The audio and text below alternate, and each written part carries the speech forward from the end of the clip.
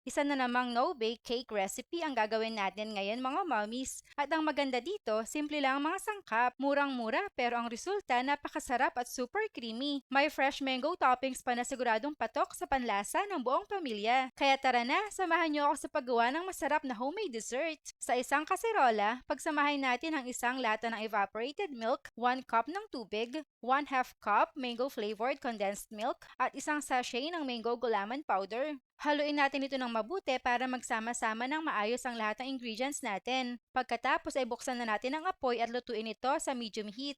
Continuous lang ang paghalo mga mommies para hindi magbuo-buo ang ating jelly. Hintayin lang natin kumulo ang ating mixture. Yun na ang senyales na luto na ito. Kapag kumulo na nga, iset aside muna natin ito habang mainit pa. Ihanda na natin ang ating gagamitin na pan. By the way mga mommies, 6 inches round pan ang ginamit ko dito. Sakto lang ang size nito para sa ating recipe. Ngayon naman, ilagay na natin ang ating hiniwang mangga sa ilalim ng pan. Siguraduhin nating mabuo ang base ng pan na manghiwa nating mangga. Dahil ito ang magiging toppings ng cake natin kapag in-unmold na natin ito mamaya. Kapag okay na ang mango layer, ibuhos na natin ang ating creamy mixture sa ibabaw. Pero salain muna natin ito habang binubuhos natin para matanggal ang mga buo-buo o yung mga hindi natunaw na jelly. Mas smooth kasi ang magiging texture ng cake natin kung gagawin natin ito. Sunod naman, ilagay natin ang natira nating mango cube sa ibabaw ng mixture.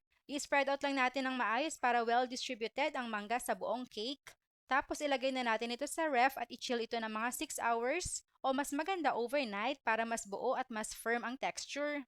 At ayan na mga mommies, tingnan nyo naman ang ganda ng mango toppings. Sobrang inviting at siguradong nakakatakam. Perfect ito para sa kahit anong handaan o kahit pang negosyo. Lalo na ngayon na panahon ng mangga, siguradong bebenta ito. Kung nakaabot ka nga pala sa part na ito ng video, comment ka naman kung taga saan ka para malaman ko kung hanggang saan umabot ang recipe natin. At bilang pasasalamat, isa-shoutout ko kayo sa susunod nating mga videos. Kaya hanggang sa muli mga mommies,